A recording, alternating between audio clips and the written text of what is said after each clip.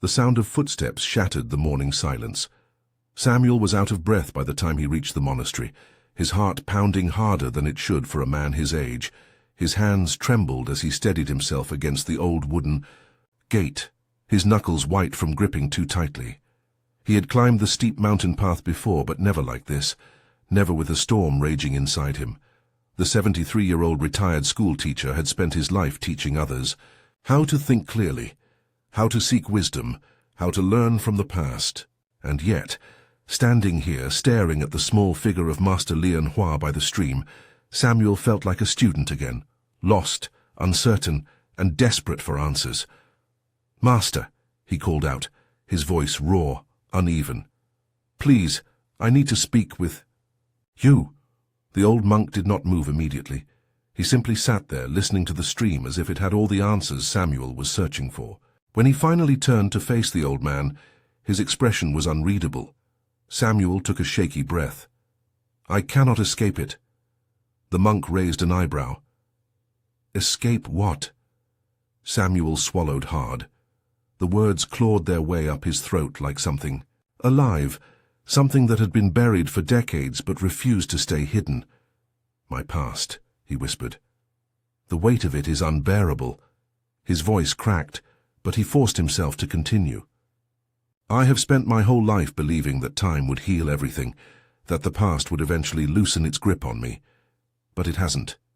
If anything, it's only grown heavier. I can still hear the words I wish I had never said. I can still see the faces of the people I failed. I can still feel the moments I let slip away, the mistakes I cannot undo." He exhaled sharply, his hands curling into fists. "Tell me, Master," he pleaded, his voice almost breaking. "How do I put it down? How do I stop carrying something that should have been left behind years ago?" Master Lian Hua studied him for a long moment. Then, with a serene smile, he reached down, picked up a small stone, and tossed it into the stream. The water rippled outward, the disturbance lasting only a moment before the surface returned to its calm, unbothered state. "You remind me of a story," the monk said, his voice as steady as the current before them. "A story of two monks, a river, and a burden that was never truly theirs to carry." Samuel leaned in, his breath caught between hope and doubt. "And so, the Master began his tale. How many of us are still carrying burdens that should have been set down long ago? If you've ever felt the weight of the past, stay until the end of this story. You may find the wisdom you need. If this resonates with you, consider supporting our journey by liking, commenting, and subscribing to Buddhist Life Philosophy. Let's walk this path to peace together." The road back to the monastery was long, stretching through winding forest paths and rugged hills. The air was thick with the scent of damp earth, and the steady hum of cicadas echoed through the trees. Minh and Hạo, two young monks, walked. In silence, their robes weighed down with dust and sweat from the weeks of pilgrimage behind them. They had traveled far, visiting sacred temples, meditating in solitude, seeking wisdom from revered masters. Now at last, they were returning home. The sky, once bright and clear, had turned heavy with dark clouds. The first raindrops began to fall, cool against their skin, soaking into the dirt path beneath their feet. Soon, the drizzle turned to a steady downpour, drumming against the leaves, turning the earth beneath them into thick, clinging mud. Hạo sighed, pulling his hood over his head. "The storm couldn't have waited just a little longer," he muttered. Minh only smiled, his expression as calm as ever. "The rain falls when it must. Complaining will not make us drier." Hạo exhaled sharply, but he said nothing more. The two pressed forward through the storm, their footsteps muffled by the mud. The sound of rushing water grew louder as they approached a river cutting across their path. The current was strong, swollen with recent rains, its surface swirling and foaming as it crashed against the rocks. The wooden bridge that once spanned its width had been washed away, leaving no easy way to cross. On the far side of the river, a woman stood hesitantly at the water's edge. She was dressed in fine silk, her robes embroidered with delicate golden patterns that shimmered faintly even beneath the dull grey sky. Her hair was pinned in an elaborate style, adorned with jade ornaments, but strands had come loose and now clung to her face, damp from the mist. She stepped forward tentatively, dipping the toe of her jeweled slipper into the water, before jerking back with a soft cry of dismay. Her lips pressed into a thin line as she glanced down at the muddy ground, at her pristine clothing, at the churning river before her. Hao felt an instinctive hesitation. She was clearly of noble birth, someone unaccustomed to hardship, a traveler perhaps, or the wife of a wealthy merchant. Either way, she was not their concern. They were monks, sworn to a path of detachment. The river was not theirs to solve, and neither was she. But before he could say anything, Min had already stepped forward. Hao blinked in surprise as Min waded into the river without hesitation. The water swirled around his legs, cold and relentless, but he moved forward steadily until he reached the other side. He bowed his head slightly, then extended his hands. "Allow me to help you, madam," he said, his voice gentle but firm. The woman hesitated. A flicker of doubt crossed her face, but the alternative, facing the river alone, seemed worse. After a moment she nodded. Min knelt slightly, and with effortless grace lifted her into his arms. Hao watched, stunned, as his fellow monk carried the woman across the river. The water surged around him, pulling at his robes, but Min remained steady, his breathing slow and measured.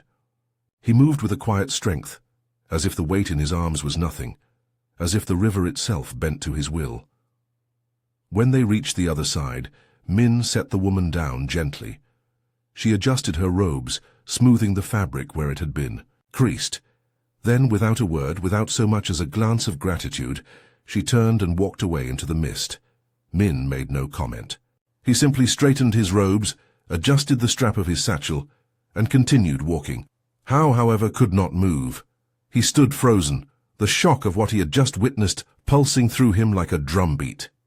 His heart pounded against his ribs, not from exertion, but from disbelief. Why had Min done that? Why had he touched her? They were monks bound by vows of restraint. They were meant to detach themselves from worldly matters, to remain apart from the lives of common people. He had carried her in his arms.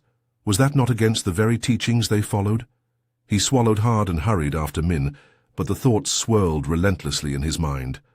The woman was gone, but the unease she left behind remained. The eye. Rain slowed to a light drizzle, and the air hung heavy with moisture. The path ahead stretched long and endless, but Hao's thoughts refused to settle. Minutes passed, then an hour. The only sound between them was the soft squelching of mud beneath their sandals. At last Hao could not hold his silence any longer. The question burned at his throat like fire. "Brother," he said, his voice sharper than he intended. "How could you do that?" Min glanced at him, his expression unreadable. "Do what?" Hao clenched his fists. "Carry that woman. You touched her. We are monks. We are not supposed to do that. It is against the teachings." For the first time, Min chuckled softly. His voice was warm, but there was something else beneath it. Something ancient, something knowing. "I set her down an hour ago, Hao." He turned his gaze forward, walking with quiet ease. "Why are you still carrying her?" Hao stopped, mid-step. The words hit him like a blow to the chest. He opened his mouth to argue, but no sound came. The truth of Min's statement settled over him, heavier than the rain-soaked robes on his back. He had been so consumed by what was right and wrong, so tangled in the rules and expectations, that he had missed the simplicity of what had happened. Min had helped someone in need. He had done so without hesitation, without expectation, and when the moment had passed, he had let it go. But Hao had not. He had carried the weight of it long after the woman had left, long after the river had faded. Behind them, he had trapped himself in a prison of his own making. The rain had stopped completely now. The sky was clearing, streaks of gold and pink breaking through the grey clouds. The air smelled fresh, washed clean by the storm. Hao took a slow, deep breath. He let it out, exhaling something he hadn't even realized he was holding on to. And suddenly he felt lighter. Without another word he walked forward, falling into step beside Min once more. The monastery was still far away, but for the first time since they left the river, Hao's mind was quiet. The sky had fully cleared now, the storm long behind them. The dirt path had begun to dry under the warmth of the afternoon sun, but the air still carried the lingering freshness of rain. The forest around them was alive with the soft rustling of leaves and the occasional chirp of birds emerging from their shelters. The world had moved on from the storm, yet within Hao's mind the wind still howled. They had walked for hours since crossing the river, yet the unease in his chest had only grown heavier. The silence between them, once peaceful, now felt oppressive. Min walked ahead, steady and unbothered, his gaze fixed on the road before them. Hao, however, was anything but steady, the image of Min lifting the woman into his arms, wading through the rushing river, setting her down with effortless grace. It replayed in his mind over and over again. He had tried to push it away, to let it go as Min seemed to have done, but the thought clung to him like mud on his robes. Their master had always warned them against unnecessary attachments. The body was a temporary vessel. To indulge in it, even for a moment, was to risk weakening the spirit. So why then had Min done it so easily? Hao exhaled sharply. He couldn't take it any more. "Brother," he finally blurted out, his voice breaking the silence like a stone dropped into still water. "Why did you carry that woman? Have you forgotten our master's teachings?" Min didn't stop walking. He merely smiled, his hands folded, behind his back as he strolled forward. "Brother," he said, his voice as light as the breeze, "I put her down the moment we crossed the river. Why are you still carrying her?" Hao froze mid-step. The words struck him deeper than he had expected. He opened his mouth to respond, but nothing came. The meaning of Min's words settled in his chest like a heavy stone. Min had lifted the woman, yes, but only for as long as it had taken to cross the river. Once she was safe, he had let her go, completely, without a second thought. Hao, on the other hand, had been carrying her for miles. Not in his arms, but in his mind. They continued walking, but now something shifted inside Hao. He had been so certain that Min had been in the wrong, but now he wasn't sure of anything. How long had he done this in his own life? How many times had he clung to moments that had already passed? How often had he carried burdens that were never his to bear? The realization stung. As they walked in silence, memories began to surface, memories that Hao hadn't realized he still carried. He remembered a time, years ago, when he had spoken harshly to a fellow monk during a disagreement. Though they had resolved it soon after, he had carried the guilt for years, replaying the moment in his head, punishing himself long after the other monk had surely forgotten. He remembered his childhood, the way his father's voice had thundered through, their small home demanding perfection. Even now, decades later, he still felt the weight of that expectation pressing on his shoulders, even though his father had long since passed away. His whole life he had been holding on, to mistakes, to regrets, to things he could not change. And for what? They reached a clearing where an old tree stood, its roots thick and gnarled, stretching across the earth like fingers grasping for something unseen. Min slowed his pace and sat down beneath its branches.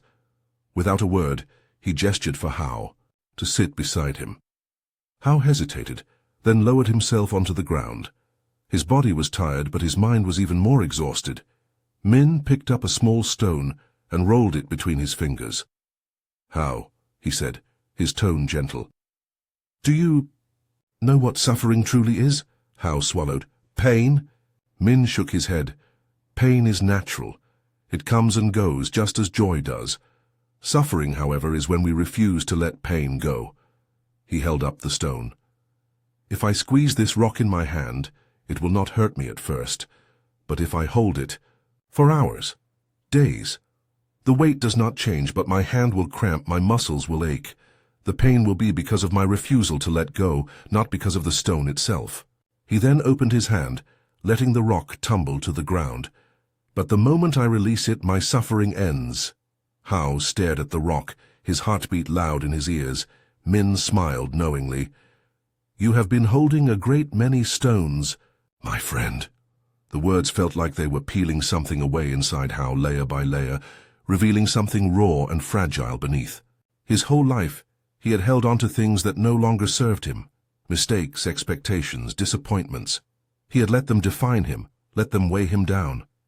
But they had never truly been his to carry. The wind stirred through the trees, rustling the leaves above them. Hao let out a breath he hadn't realized he was holding. He reached down, picked up a stone of his own, and squeezed it in his palm. It was small, smooth, harmless. But how heavy could it become if he never let it go? With a quiet exhale, he opened his fingers and let the stone fall. It landed softly in the dirt, insignificant, unburdened. Min patted his shoulder. "Shall we continue?" Hao nodded. And as they stood, as they began walking once more, something inside him felt lighter than it had in years. The monastery was quiet except for the soft rustling of leaves in the afternoon breeze. The stream nearby murmured as it flowed over smooth stones, the water clear and untroubled, unlike the thoughts that weighed heavy on Samuel's mind. He sat beside Master Lian Hua, his hands resting on his lap, his fingers absent-mindedly tracing the folds of his robe. His face, though aged by time, carried an expression of uncertainty, of a burden unseen but deeply felt. After a long silence, Master Lian Hua turned to him, his gaze kind but unwavering. "Tell me, Samuel, did you bring any luggage with you today?" Samuel blinked, confused by the unexpected question. "No, Master," he said slowly. "I didn't bring anything." The old monk smiled, his expression unreadable. He reached behind him and pulled out an old tattered bag made of coarse fabric. It was worn, the seams frayed from years of use, the once sturdy straps now weak and thin. Without a word, he handed it to Samuel. "Carry this around the monastery. 3 times, he instructed. Samuel hesitated, eyeing the bag suspiciously. It seemed empty, light in his hands, almost insignificant. He gave the master a questioning look, but Lian Hua simply nodded toward the path encircling the monastery. With a quiet sigh, Samuel slung the bag over his shoulder and began to walk. The first few steps were effortless.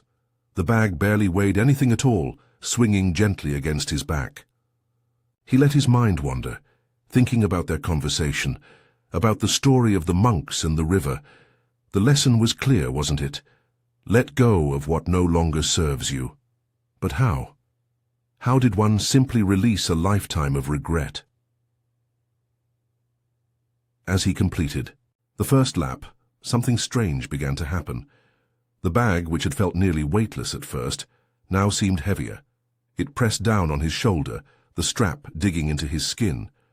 He adjusted it, trying to shift the weight, but no matter how he positioned it, the discomfort remained. By the time he reached the second lap, the bag was unbearably heavy. His steps slowed, his breath came harder, his back ached. How had it become so difficult? His knees protested with each step, and his shoulders burned with the effort of carrying it. It was as if something inside the bag was growing, multiplying with each movement. He stopped, panting. His fingers fumbled with the clasp, and when he finally pulled it open, his breath caught in his throat. Inside, the bag was filled with stones, large and small, smooth and jagged, their cold surfaces catching the sunlight. Samuel stared, stunned. He had not placed them there. He had not felt them at the start. And yet, there they were, weighing him down. Master Lian Hua stood nearby, watching him with patient eyes. "These stones," the monk said softly, "are like your past, your regrets, your sorrows. No one asked you to carry them. No one forced them upon you. And yet you took them one by one and made them yours." Samuel's fingers curled around one of the stones, tracing its rough edges. He saw memories reflected in its surface, the harsh words he had spoken to a friend long ago and never apologized for, the love he had lost because of pride, the moments he had wasted drowning in what-ifs instead of living in what is. His throat tightened. "But I didn't put them in the bag," he whispered. Master Lian Hua nodded. "Didn't you?" Samuel's breath shuddered. Hadn't he been the one who refused to let go? Hadn't he spent his life holding on to pain, regret, and mistakes? Long after they had passed, he had thought time would heal, that the weight would lessen, but it had only grown heavier, just like the bag on his shoulders. The old monk stepped closer, his voice gentle but firm. "The past is only as heavy as we choose to carry it, Samuel. So tell me, why not put it down?" Samuel's grip on the stone tightened. He had carried these burdens for so long, They had become a part of him. To set them down felt impossible, like giving up a part of his own identity. But what had that identity given him? Nothing but suffering. His fingers trembled. Then, with a long, shaky breath, he released the stone.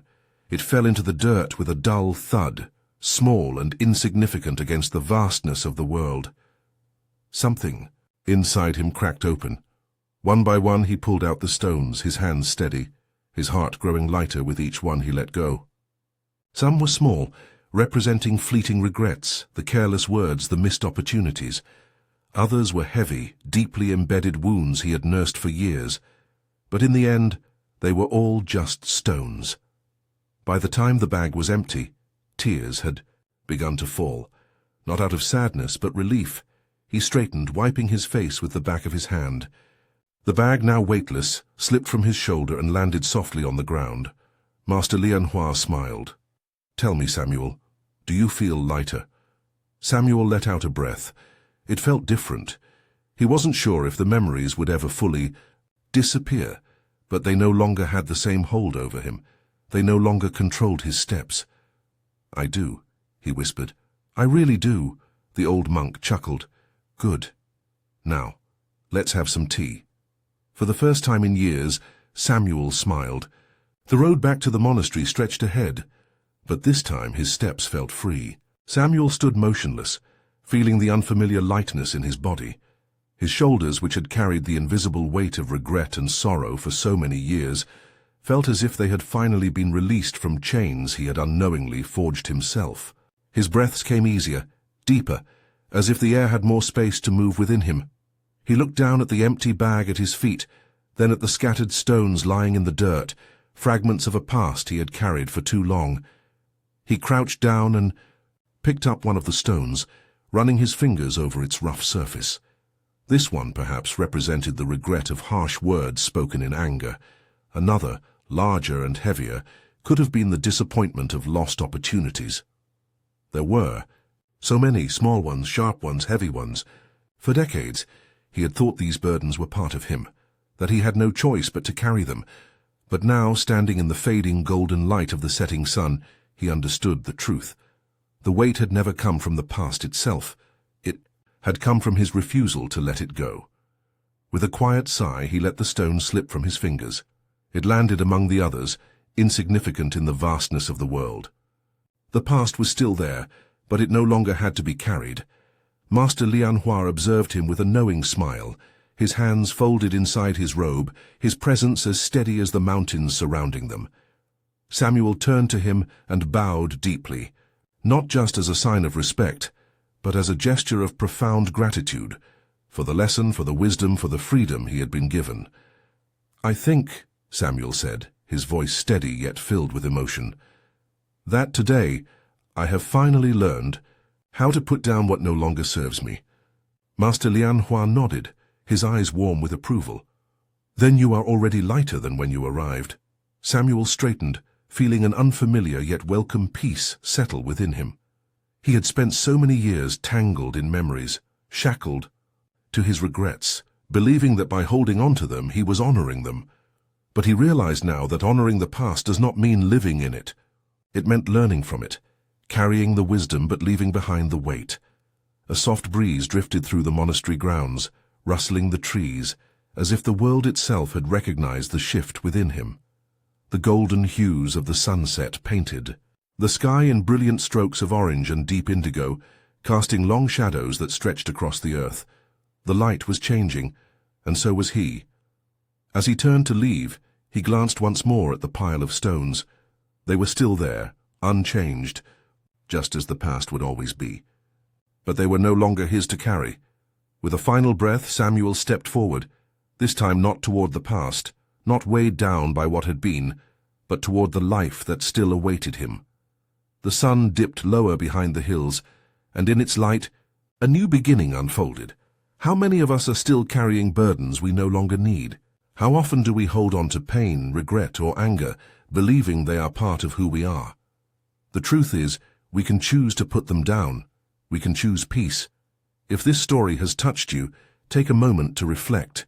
What are you still carrying? And is it time to finally let it go? If you found wisdom here, support our journey by liking, commenting, and subscribing to Buddhist Life Philosophy. Together, we walk the path toward inner peace.